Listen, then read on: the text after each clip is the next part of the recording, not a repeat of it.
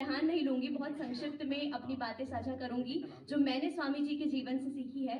सबसे पहली बात, हमेशा अपने मन में दया का भाव रखिए। दूसरों की सहायता स्वयं से पहले कीजिए। एनएसएस का मोटो है, मैं नहीं आप, स्वयं से पहले आप।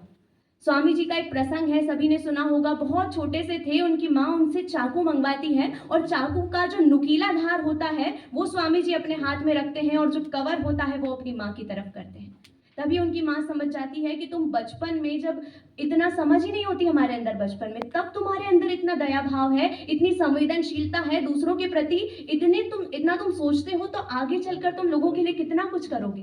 तो ये संवेदनशीलता हमारे अंदर होनी चाहिए। ये सच है कि आज के समय में स्वयं से पहले दूसरों के बारे में सोचने वाले बहुत कम मिलते हैं, लेकिन कभी तो दूसरों के बारे में सोचिए। हम हमेशा खुद के बारे में सोचते हैं, लेकिन यदि पूरा जीवन हम खुद पर केंद्रित करेंगे तो दूसरों के बारे में सोचने का समय ही हमें नहीं मिलेगा। तो स्वामी जी से ये सीख लीजिए कि आज से हम ये संकल्प लें कि हम खुद से पहले नहीं तो खुद के साथ साथ दूसरों के बारे में सोचेंगे। दूसरा, नारी का हमेशा सम्मान कीजिए। हम देखते हैं, एक प्रसंग आता है स्वामी जी के जीवन में। एक महिला है, वो उनके सामने विवाह का प्रस्ताव रखती है कि स्वामी जी आप मुझसे विवाह कर लीजिए। स्वामी जी बहुत सम्मान पूर्वक उत्तर देते हैं कि मैं सन्यासी हूं, मैं आपसे विवाह तो नहीं कर सकता, लेकिन आप मुझे अपने पुत्र के रूप में स्वीकार कर लीजिए। तब वो महिला स्वामी जी से कहती है कि आप सचमुच महात्मा हैं, क्योंकि आप कभी धर्म से विचलित नहीं हो सकते, आप हमेशा धर्म के मार्ग पर चलेंगे। तो आज हम जो देख रहे हैं, महिलाओं के विरुद्ध अपराधों की संख्या लगातार बढ़ती जा रही है, महिलाओं का अपमान लगातार किया जा रहा है, जो लैंगिक असमानता हमें देखने को मिलती है वो स्वामी जी के विचारों से दूर की जा सकती है। क्योंकि स्वामी जी कहते थे कि जिस प्रकार चिड़िया अपने एक पंख से नहीं उड़ सकती, उसी प्रकार ये देश भी अपनी आधी जो आबादी है उसकी हिस्सेदारी के बिना नहीं उड़ सकता। वो आधी आबादी जो महिला है, जो नारी है। तो नारी का सम्मान कीजिए। तीसरा, अपने गुरु का सम्मान कीजिए। अक्सर होता है कि जब हम असफलता के दौर में होते हैं तब तो अपने मेंटोर का बहुत सम्मान करते हैं, क्योंकि हमें उनकी ज़रूरत होती है।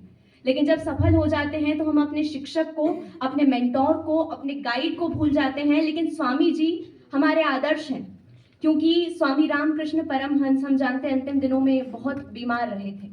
और ऐसे में जब उनका एक गुरु भाई, स्वामी जी का एक गुरु भाई नाक से कुड़ लेता है कि कहाँ इनकी सेवा करनी पड़ रही है, तब स्वामी जी ये तय करते हैं कि मैं अपने गुरु के अच्छे दिनों में तो उनसे प्रेम करता ही था, उनकी सेवा करता ही था, अब मैं, अगर वो रोगग्रस्त है तो भी उनकी इससे ज्यादा सेवा करूंगा। और हम जानते हैं कि किस तरह से उन्होंने अपने गुरु की सेवा की। उनका कफ, उनका ब्लड, उन्हें हर चीज से प्रेम हो गया। गुरु से जुड़ी हर चीज से इतना प्रेम हमें कहीं और देखने को नहीं मिलता। इसके अलावा चौथा, लक्ष्य के प्रति समर्पण। स्वामी जी कहते हैं, मैंने बताया, उठो जागो और तब तक न रुको जब तक कि लक्ष्य प्राप्ति न हो जाए। एक बार एक व्यक्ति स्वामी जी के पास आता है और कहता है कि मैं लक्ष्य तो निर्धारित कर लेता हूं, लेकिन उसे प्राप्त नहीं कर पाता, बीच में कुछ अड़चने आ जाती हैं। स्वामी जी कहते हैं, ये मेरा पालतू कुत्ता है, तुम इसको घुमाने लेकर जाओ। वो व्यक्ति उसे घुमा कर लाता है और स्वामी जी कहते हैं कि देखो, ये कुत्ता तो बहुत हाँफ रहा है, लेकिन तुम तो जरा भी नहीं थके, ऐसा क्यों? तब वो व्यक्ति कहता है कि आपने जो मुझे मार्ग बताया था, 10 मिनट घूमकर आना था, मैं सीधे अपने मार्ग पर चला जा रहा था, लेकिन वो कुत्ता बार बार इधर उधर भटक रहा था। स्वामी जी ने कहा, यही हमारी गलती होती है।